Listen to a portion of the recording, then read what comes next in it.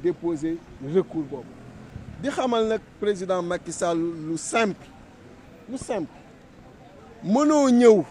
ni nit dafa voté en un ni que doo bokk yow nga voté en 54 ni damay bokk mënoo wax ni nit dafa voté ci benn circonscription électorale du bokk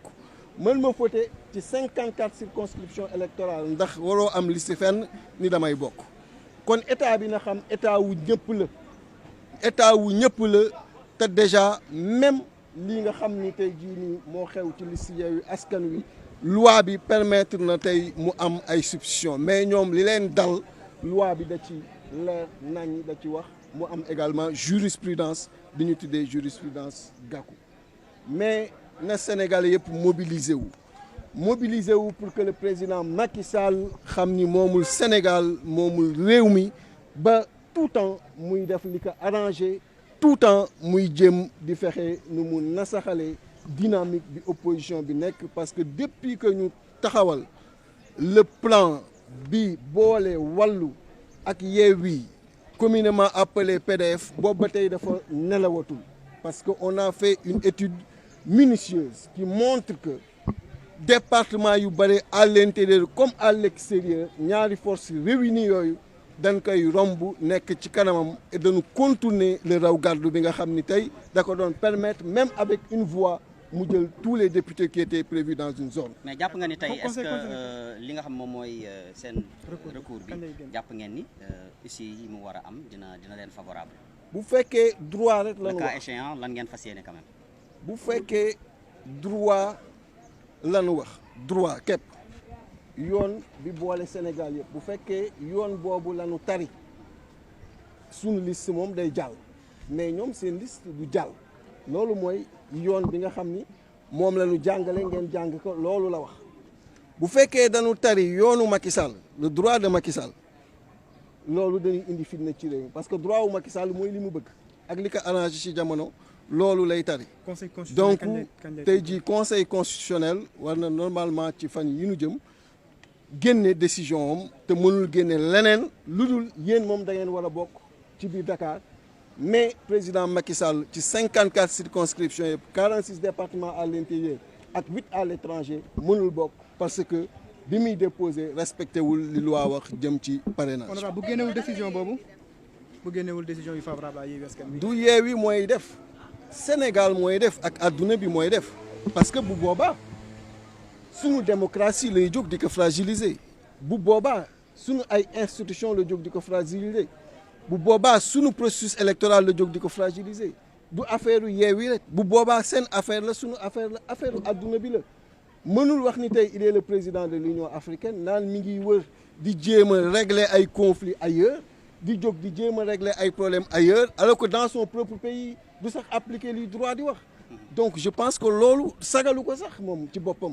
donc li wér mooy li yoon wax ñun danoo war a bokk mais moom warul bokk. gis nañ dem ñenn ci seen i ñoñ daal di génn am ay kàddu ñu yëkkati par rapport ak situation liste bi fii à Dakar ba sax ñenn ci ñoom daal di lay conforté yow par rapport ak say propos yi nga teniroon maanaam ci wàllu liste boobu tey fas yéene ngeen est-ce que gën a arrondir les angles pour ñeneen ñi nga xamante ni ñoo nekkoon les frustrés wala ñi nga xamante ni peut-être xëy na demoon nañ ba seen yaakaar tas ci Yewwi Askan Wi ngeen gën leen a regrouper. waaw xam nga li ma mën a wax ci loolu rek mooy ñun ñëpp ñoo bokk te Yewwi Askan bi dañ ci liggéey ay weer ba def ko benn machine performante bi nga xam ni tey amul ku mën a jàkkaarloog ak moom ci biir Sénégal loolu mooy li wér ay ñu bare def ci seen coono def ci seen doole ba mu mel noonu mooy li wér am na ay divergence yu am mais ce qui est clair mooy dans les prochains jours dañ koy dépasser et je pense que ku nekk yaa ngi œuvrer jëm ci loolu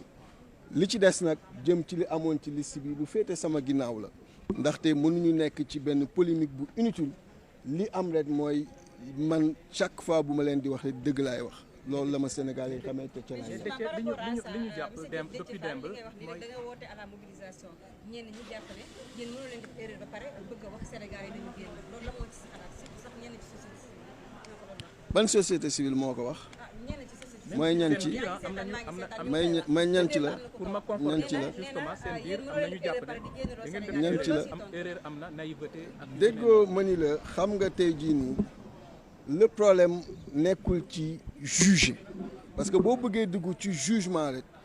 déjà yaa ngi génn ci verdict bàyyi nga droit yaa ngi yem ci loolu xam nga tey ngay defar tali bi nga def une erreur ci ni nga ko war defee ñu may la possibilité nga rectifier ko est-ce que da ngay des ci erreur bi wala da ngay des ci rectification bi nga xam ni moom nga war def pour avancer ñun nekkuñu ci loolu fi mu toll nii ci li ñu nekk mooy yoon may nañu loolu tey jii nii ñu mën ko corriger def ay substitution pour mën a bokk au niveau de Dakar donc ñun ci loolu la ñu nekk bokk au niveau de Dakar parce que moo jaadu yoon may nañu ko li ma wax nii dama ko wax ci wolof mu leer nañ dama ni article 173 bu njëkk ba dafa waxoon ni kenn mënul génne kenn mënul tamit remplacer mais ci code électoral bu bees bi loolu dañ ko cee dindi lu ñu dindi nag mooy kenn tereetu ko aussi simple que ça donc buñ ko terewul lu tax du ñu may nit ñi ñu def ko loolu ci la Yewwi Askan Wi nekk mais nag aussi même loi bi même code électoral bi moo wax ni ku joxe ci ba ngay déposer nombre de parrains yu ëpp bokkoo loolu aussi loi bee ko wax te loi boobu appliqué wu na en 2019 ci benn candidat muy Malick Gakou kon loi boobu dafa war appliqué wu tey ci ki nga xam ni mooy Benno Bokk Yaakaar gis nga nag jeu bi ni jéem a def mais ils ont mal joué parce que après am na arrêté bu génnee ni wéy am na article 6 bu ci nekk bu réglé loolu daté du 27 avril mais difficulté bi na am après mooy journal officiel parce que journal officiel lu ni fàng la bi nit ñi demee xooli article boobu kan lañ ko fa publier ñëpp gis nañu ni le 5 mai lañ ko fa publier alors que ñoom ils ont déposé le 4 mai donc loolu mënul appliqué wu ci li nga xam ne ñoom déposé nañ ko ba pare ci ñeneen ñi sax lay mën a appliqué wu bu fekkoon application dina am kon amuñu bunt bu nu mën a jaar ñoom ba bokk kon Benno du bokk